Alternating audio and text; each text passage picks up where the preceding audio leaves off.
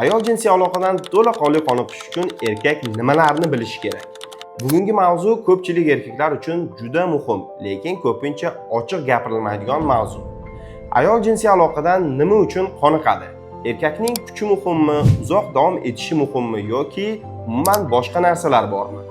Ko'pchilik erkaklar bu savolga faqatgina jismoniy tomondan javob izlaydi. Lekin aslida ayolning jinsiy qoniqishi faqatgina erkakning jinsiy a'zosi yoki jinsiy aloqaning davomiyligiga bog'liq emas.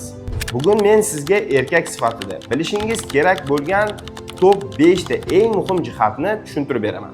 Videoni oxirigacha ko'ring, chunki oxirida ko'pchilik erkaklarning e'tibor bermaydigan, lekin munosabatlar uchun juda muhim bo'lgan bitta nuqtani aytaman.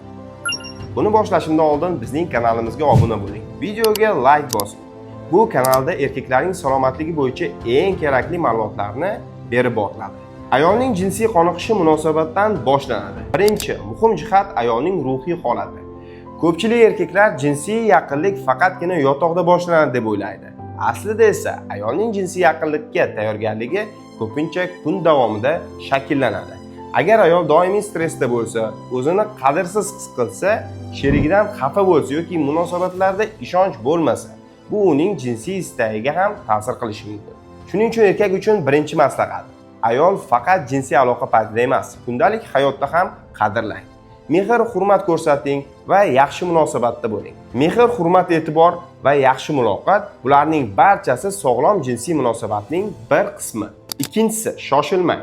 Ikkinchi muhim jihat vaqt. Ko'pchilik erkaklar jinsiy yaqinlikka juda tez boshlashga yoki tezroq natijaga erishishga e'tibor beradi.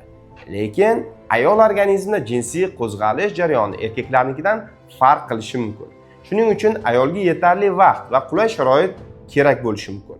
Bu yerda asosiy maqsad shunchaki vaqtni cho'zish emas.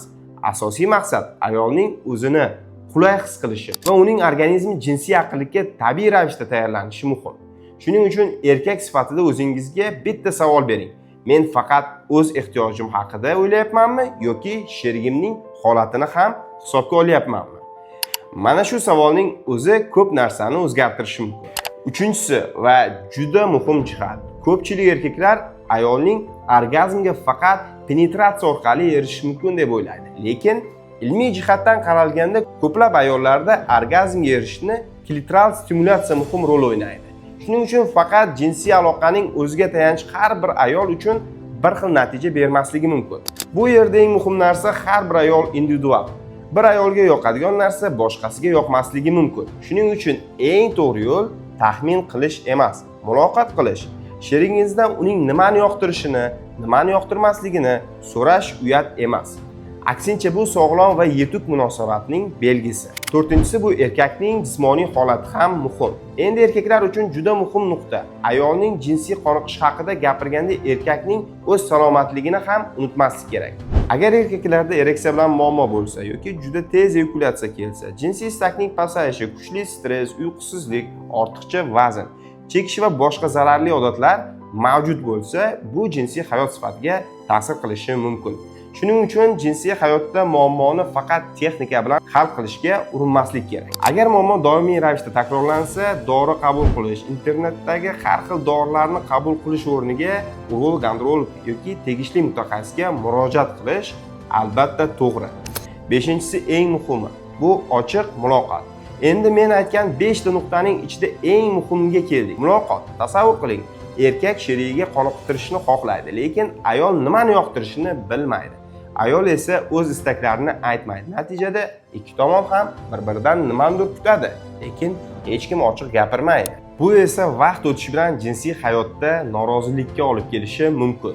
Shuning uchun erkaklar uchun mening eng muhim tavsiyam: sherigingiz bilan ochiq gaplashing.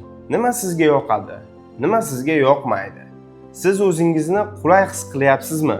Bu savollar oddiy ko'rinsa ham sog'lom jinsiy munosabat uchun juda muhim hisoblanadi.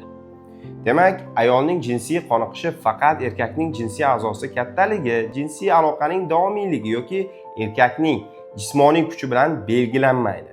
Bu bir nechta omillarning yig'indisi. Ruhiy xotirjamlik, ishonch, muloqot, yetarli vaqt, ayolning individual ehtiyojlarini tushunish va albatta erkakning o'z jinsiy salomatligiga e'tibor berishi Shuning uchun yaxshi jinsiy hayotning eng katta siri qanchalik kuchli erkakman degan savol emas. Asosiy savol men sherigimni qanchalik yaxshi tushunaman. Agar bu video sizga foydali bo'lgan bo'lsa, like bosishni, kanalga obuna bo'lishni unutmang.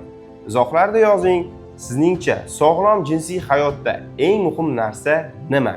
Ishonchmi, muloqotmi, sog'liqmi? Jinsiy aloqani uzoqroq davom ettirish uchun erkak nimalarga e'tibor berishi kerak? Bu mavzu sizni qiziqtirsa, kanalga obuna bo'ling va videoni o'qizib yubormang.